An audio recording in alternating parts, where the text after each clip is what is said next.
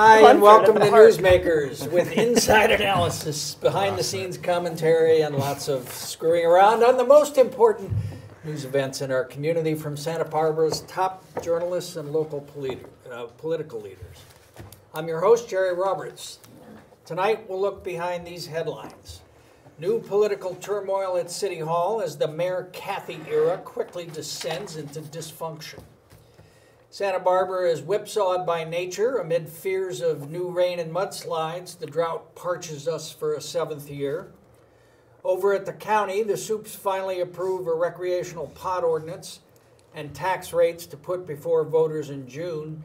And the DA clears sheriff deputies who fired 20 bullets to shoot and kill a suspect armed only with a knife. Our panel tonight, political reporter Josh Molina, who writes for Newshawk. Nick Welsh, executive editor of the Santa Barbara Independent. Kelsey Brugger, national affairs correspondent for the Independent. And Tyler Hayden, news editor for the Indy. Thank you all for coming. So what did you think of my new music? It's pretty good. Good, much better. Huh? Yeah. Snappy. Jazz Crusaders. So Josh, the city council meeting turned into a god-awful spectacle. What happened, and did you find it more or less entertaining than Keeping Up with the Kardashians?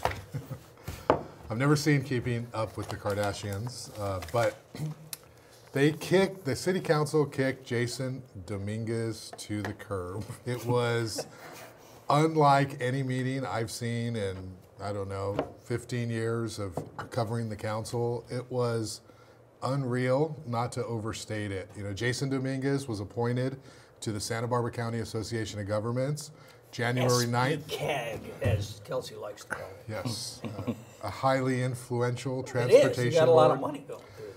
Yeah, they make decisions, a lot of decisions related to transportation spending in the county. And Jason won 3-2.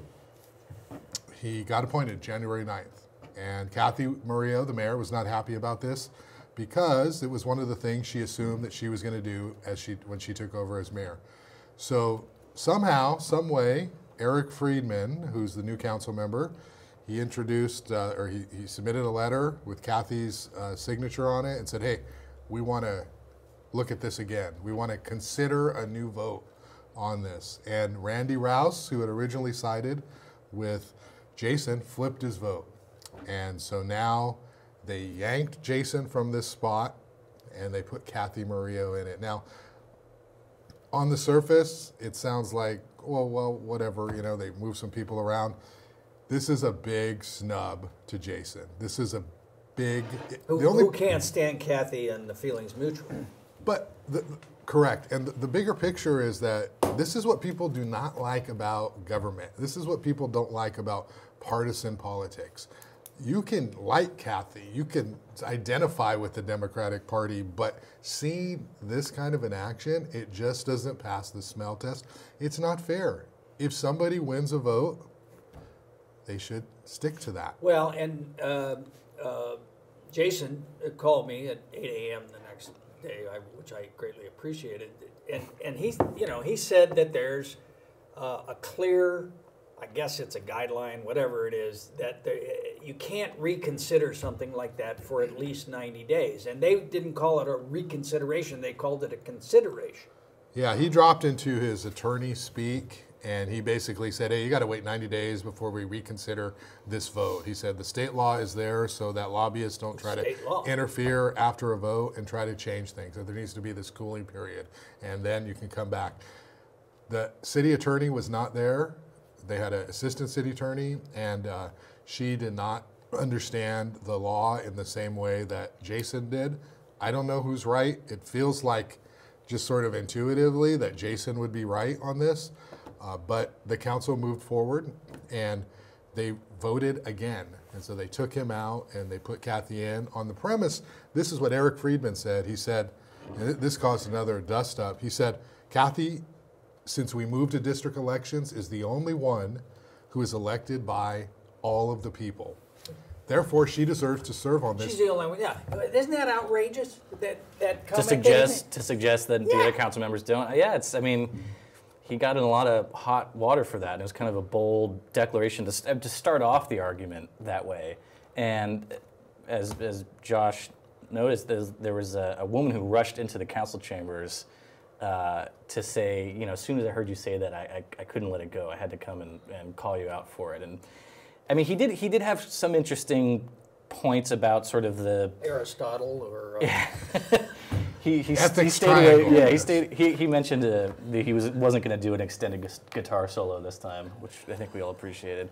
But I mean, he did craft his argument pretty well, and I guess convincingly enough for Randy, who said that that's why he was flipping his vote.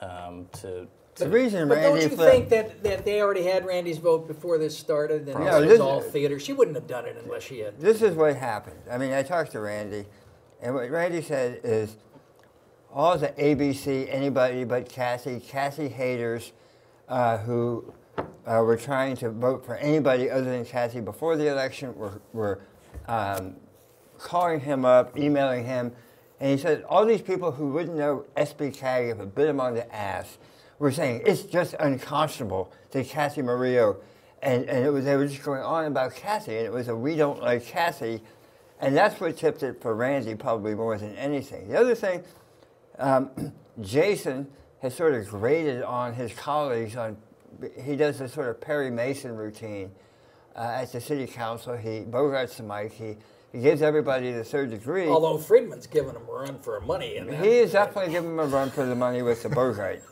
But what flipped it for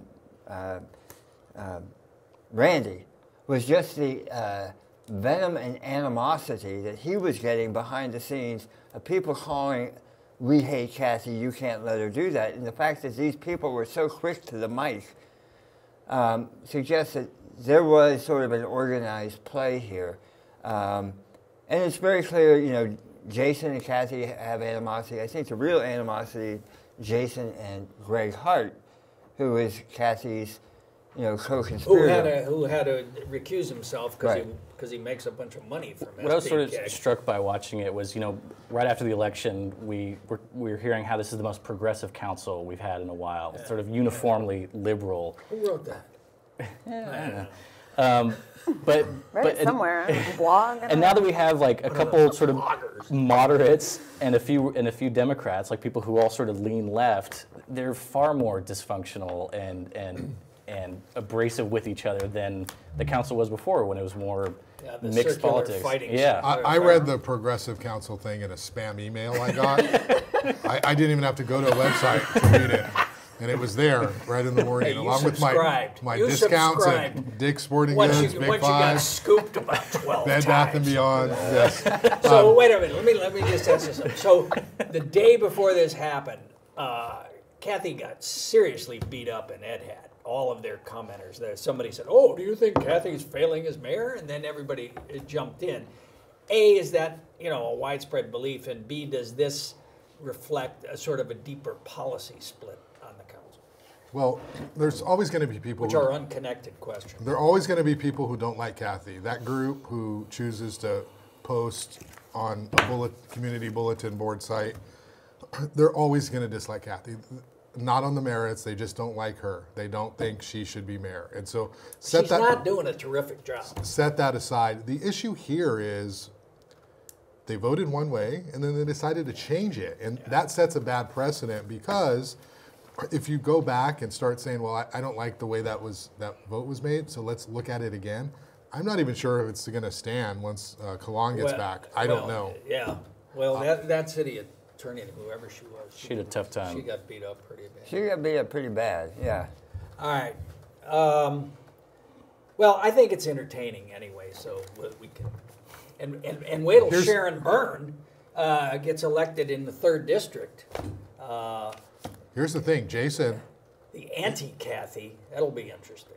They're gonna turn Jason into this formidable. Unless Oscar wins. I'm talking about the mayor's race. I know, Okay, I know. Jason Dominguez, right, is going to turn into a formidable force if they keep doing this to him, because it's just going to instigate him. He's going to rally his base, and in 4 years, he's going to run against Kathy, and we don't know what that's going to be like. But it goes both ways. Jason is grading, but I mean, they are not exactly reaching out to him and trying to Right. She's mend not fences a here. unifying figure. All right. Nick, so people are afraid that heavy rains are going to come again and bring more debris flows in Montecito and elsewhere. So the good news is there's no rain in the forecast, but as you wrote, the bad news is there's no rain in the forecast. So how does the drought and the mudslides kind of fit together? Well, the drought and the mudslides fit together in that we had 280,000 acres go up in smoke. A whole lot of that is in the backcountry of Montecito and Carpinteria.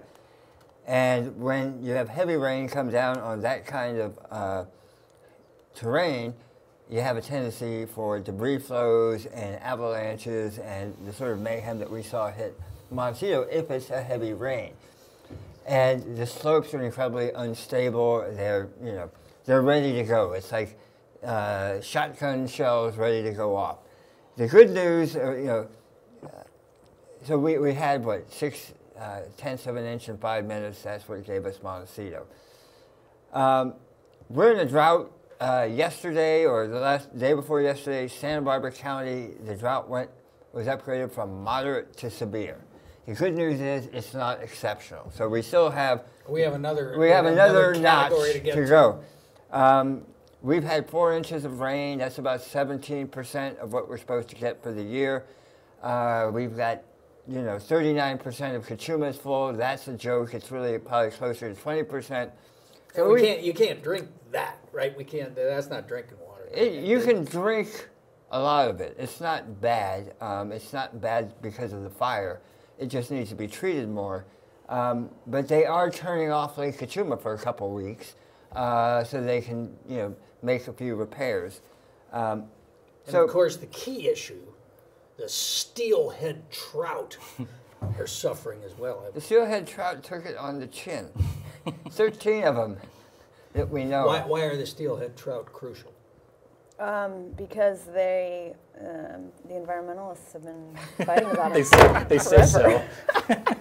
No, the steelhead trout. Because Nick's upset. Because I'm obsessed with the steelhead trout. No, because the steelhead trout are an endangered species. They're a federally endangered species. They're a marker. They're a marker, and if are they actually endangered? They are actually endangered. They're not threatened. They are actually endangered. You used to be able to walk across the banks of the Santa Ynez River on their backs. It was so many fish. You and Jerry? Me and Jerry, we tiptoed through the tulips on their backs. You and David Pritchard. He's the other one that's off on the steelhead trout. And so if the steelhead trout can't make it, these are fish that are ideally engineered for drought and flash floods and mayhem that the environment will naturally inflict. If they can't make it because humans have blocked it, this is a fish that can survive anything. No, I believe you. It's just, so what are we rooting for, rain or no rain? I asked Josh Hagmark, the city water czar today, what are we rooting for? And he goes, I don't know what the hell to root for. I mean, it's sort of like, do you want to be eaten alive by a lion or do you want to be eaten alive by a tiger? It's take your pick. How do you want to be murdered? Don't we want like slowish, steady rain outside the burn? We want nice, misty. So what we're going to have next Tuesday, we're going to have 52% chance. We have a 20% chance of 1/10 of an inch. I thought you said 52. I heard 52.05. I'm going with Kelsey on this. Okay, I called up the National Weather Service right before the show. Fancy. He's throwing around. Actually, name drop. Real reporting. Real reporting. Actual reporting. What Kelsey Why don't you likes just to call use your app? He's got a flip He phone. doesn't have a smartphone. Wait, I don't have an app. I don't need no stinking app. What Kelsey calls the NWS. Yes, and you called the National Weather Service. Yeah, that's what I And call they it. said it's 20% chance. They said we have a 20% So we don't, chance. I mean, I don't know. What are we supposed to do? And I suppose they're beefing up, they got to be beefing up the evacuation orders and widening it and everything. Well, they did that today. They announced Yeah, they announced the new zones that take into account watersheds now, and they have different names for them. I think it's extreme danger. I don't want to get them wrong, but they have new language and new boundaries on these evacuation maps. Which are bigger, and they go north to south, following the waterways, as opposed to being divided by the 192. And which would have been I think that would have been good. Could have been thought about. Yeah, but they just announced that this morning. Sure. Yeah, Wow. and actually they're changing the language too about evacuations. There's no longer a voluntary evacuation area. There's going to be a recommended evacuation area as well as mandatory, and I think even a third level down from that. Oh, good. Yeah. Recommended. So that sounds more confusing. No, recommended as opposed to voluntary, right? Yeah. And then a third tier. And then yeah. Are there synonyms for recommended? You're a journalist. Suggested. We would suggest. No. Our suggested evacuations Well, recommended is stronger than suggested. I hope I'm getting it right. I think it's recommended. It's all right. We'll get back to you. We'll get back to you. Nobody pays attention to what we say anyway. All right, Kelsey, so the head-scratching process of regulating marijuana in the city and county finally took an actual step forward. That's when right. the SOOPs approved measures for the June ballot. What's in them? So the supervisors had a 8-hour meeting this week, and they passed an ordinance, 4-to-1 vote, that essentially laid out land use and put the tax on the June ballot, 1% to 6% tax, depending on what point of the supply chain you're at. So it's moving forward. 27 public hearings, I think, and now they have an ordinance. 27 public hearings. And who voted against it? Peter Adam, 4th District Supervisor. So Janet went for it? Janet went for it. She got some concessions. They increased the buffer zone around schools and She's been grumbling about She's marijuana been for a critical long of the time. process. They had this ad hoc committee that they created about a year ago to draft this ordinance, which, cannabis ordinance is, obviously we're in uncharted territory here. So there wasn't necessarily a clear process of how to go about doing it. She sort of called for more transparency. And I mean, in the end, Steve Lavagnino, who is one of the authors of the ordinance, kind of pushed for some concessions because he was hoping to get a general tax, because a general tax only needs just over 50% of the vote as opposed to 2/3. Well, these all need 2/3. This tax just needs 50% because he got that fourth Oh, vote he did get that. because he Okay. got Janet. So And is it just like one tax proposal, or is each, like, distributors get one and cultivators get one? So are they all different? I believe it's one tax Because proposal. otherwise, all right, so straighten this out, because I'm still confused about this. So the state has a certain tax on all elements. The county now has one. And the city has one as And well. the city has one. So are they all cumulative or concurrent or consecutive? What are Right. Recommended. or are they Are they recommended? recommended? They're mandated. So if you're in the city, you're going to be at a retail shop, most likely. There's not a ton of cultivation. And if you're in the county, the unincorporated area, we're really talking about growing cannabis. We're not talking as much about retail. There could be some retail. So yeah, they are. The short answer, though, is yes, it's going to be at each point of the supply chain, which is why you hear a lot of cannabis industry saying, this is going to kill my business. We're not going to survive because we are taxed at each step of the way. However, there is a cap. So if you're in the county, unincorporated area, and let's say you have a farm and you have a manufacturing site and you have a nursery, the cap is actually at 6%. So you can't be taxed. Does that make sense? Yeah, kind of. Will there be retail shops in unincorporated area? There will be up to 8. Which is more than the city, right? It only has 3. City's 3. Right. And Lompoc has 800. Lompoc has an unlimited number. An unlimited number. Yeah. Are there Allowable by the city laws, Right. but the Are free they market still trying to is going to repeal work it that out. up there? That failed. It's That did. moving forward. Is there cultivation in supervisorial District 2? There is. There are a lot of warehouses in the 2nd district, and as I understand it, I've heard from neighbors who say that they live next to a cannabis farm in people's backyards, and so sort of unpermitted operations. So what happens now because everybody gets their pot from the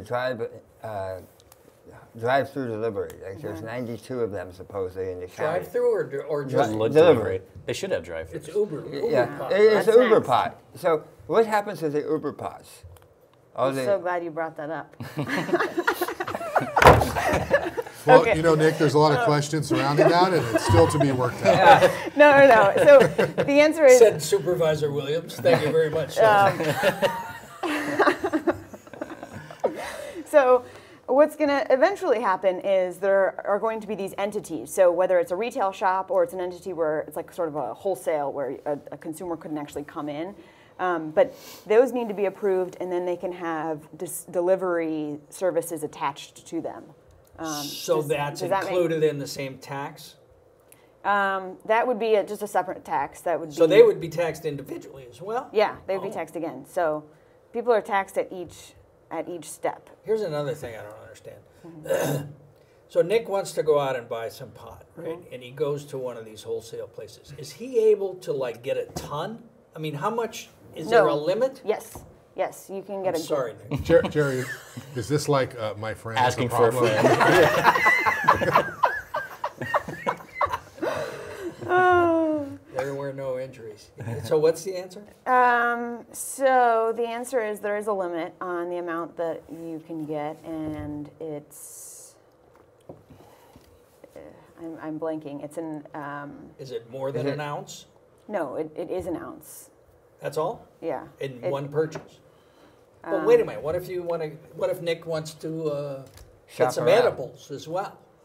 You can get edibles too. Are edibles? But you can't get more than an ounce. Well, that is actually I don't know about that. We'll have an FAQ for you on the next show, Jerry.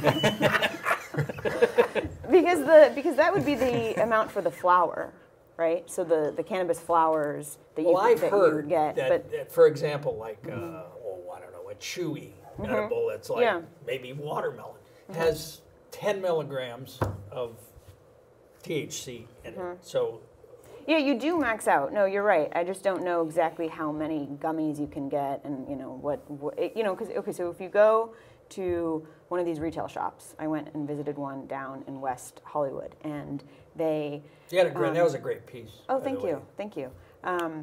It was kind of fun. You know, you go in and it's just like a whole mix of people checking it out for the first time, and you go in and you have someone kind of shows you around, and it's an iPad is the list of your receipt. It's like your live receipt, right? So you can kind of keep scanning things and adding things. And so I think what would happen, I didn't buy enough to where it was like maxed out, but I think it would max you out at a certain point. Like that's enough THC for you, you're done. Sort of like bartenders. Yeah, right. Like you've had enough. We're cutting Did you off. you? Were you the one who approved Kelsey's expense account to purchase marijuana? Yes, I did. How much did you approve? I don't know. I had an edible before I approved it. Just kind of signed it and moved on. And I guess the question is this where the money goes instead of paying freelance columnists? How does that work? We'll get back to you. All right, Tyler, at first glance, the killing of Brian Carreño, who did not have a gun, when sheriff's deputies killed him with a fusillade of 20 bullets, seemed like a case of excessive force, but the DA said the shooting was justified. Why? Yeah, on the surface, it doesn't look great. He was shot 20 times. And actually, we only know he was hit 20 times. We don't actually know yet how many times the deputies fired. So that's a distinction. He was hit 20. Correct. The argument for why it was justified, according to the DA's office, is that when these 5 deputies confronted him, they were in a small, contained patio. Where was it? It was sort of the North La Cumbra area at a home there. He, earlier that night, had taken some kind of drug, and he was tripping really badly, according to his father, who called the sheriff's department. A former custody deputy, yeah. So he called asking for help because his son was pretty distressed and was running around like a madman and was jumping fences and going into neighbors' houses.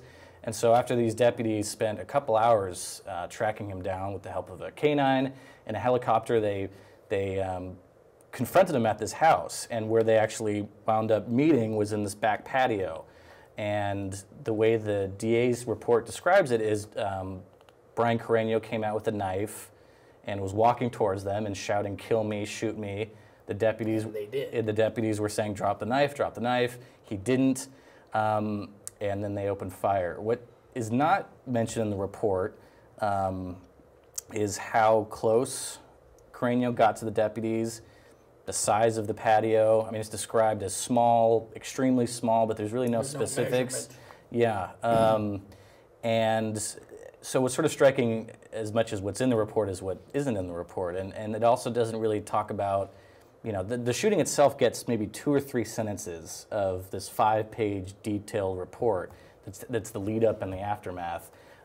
So there wasn't any sort of talk about if the deputies tried to back off or if they tried to create a buffer zone. Was there any alternatives that they could have used? I mean, that's always the question and the discussion after this happens. Is, you know, why could they have used their tasers? Could they have used some sort of non-lethal method? There was 5 guys.